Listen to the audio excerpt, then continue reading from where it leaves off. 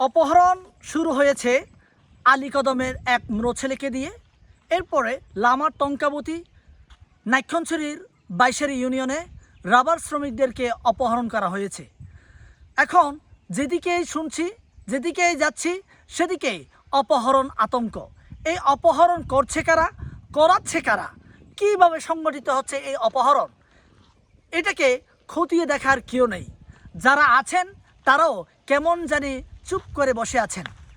বাংলাদেশে পার্বত্য চট্টগ্রামে এগুলো নতুন কোনো ঘটনা নয়, এগুলো পুরনো ঘটনা। তবুও এখন নতুন করে এই অপহরণ দিন দিন বৃদ্ধি পাচ্ছে। তাই আমি প্রশাসনের সুদৃষ্টি কামনা করছি। আলীকদমে যে মৃত পরিবারকে অপহরণের চেষ্টা করা হয়েছিল, সে মৃত পরিবার স্পষ্ট বয়ান দিচ্ছে যে ত্রিপুরা এবং চাকমা ছেলেরা তাদেরকে অপহরণ করে নিয়ে গিয়েছিল। এই চাকমা এবং ত্রিপুরা ছেলে কারা এবং কোথা থেকে এসেছে তাদেরকে খতিয়ে দেখতে হবে, এবং তাদের রাজনৈতিক পরিচয় কী তাও খতিয়ে দেখা উচিত।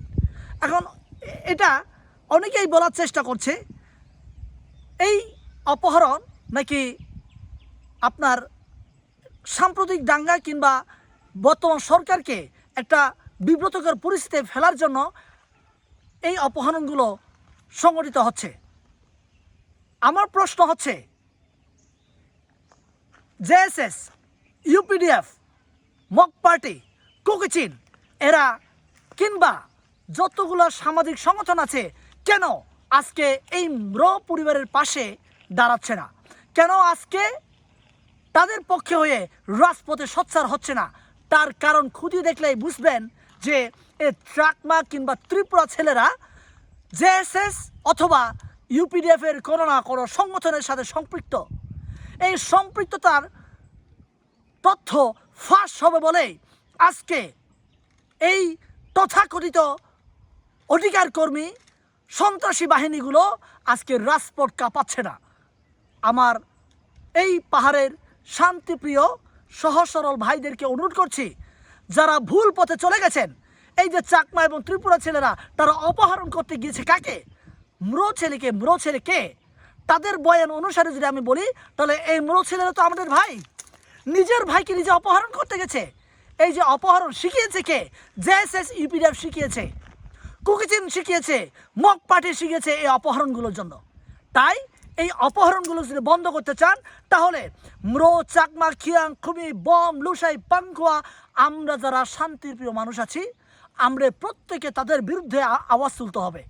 আমরা যদি আওয়াজ তুলতে না পারি, তাহলে এরাই আমার গলায় ছুরি বসিয়ে আমাকে বলবে আমার জন্য কাজ করছে। তাই হয়ে আসতেছে। ওরা বলছে পাহাড়ে বাঙালি আর সেনাবাহিনীর কারণে একর বাই একর বাঙালিরা জায়গা জমি দখল করছে আর আমরা হারিয়েছি।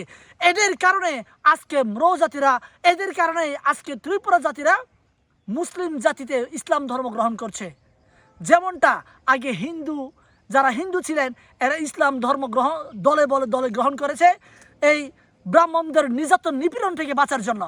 আমার পার্বত্য চট্টগ্রামের যে সকল ভাইয়েরা ইসলাম ধর্ম গ্রহণ করছে তাদের দায়ভার নিতে হবে জেএসএস এবং ইউপিডিএফের মতো এই পার্বত্য চট্টগ্রামের সন্ত্রাসী বাহিনীগুলোকে।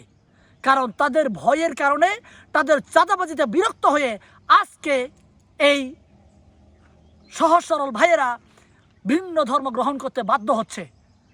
দোষ আপনাদের, দোষ মুসলিমদের না, দোষ বাঙালিদের না। বলার চেষ্টা করছে অর্থের প্রলোভন দেখিয়ে তাদেরকে ইসলাম ধর্মে দীক্ষিত করছেন না। আমি মনে করি যে এই ইসলাম গ্রহণের মূল অন্তরায় হচ্ছে আপনারা। আপনাদের কারণে, আপনাদের আতঙ্কে এরা ইসলাম ধর্ম গ্রহণ করছে।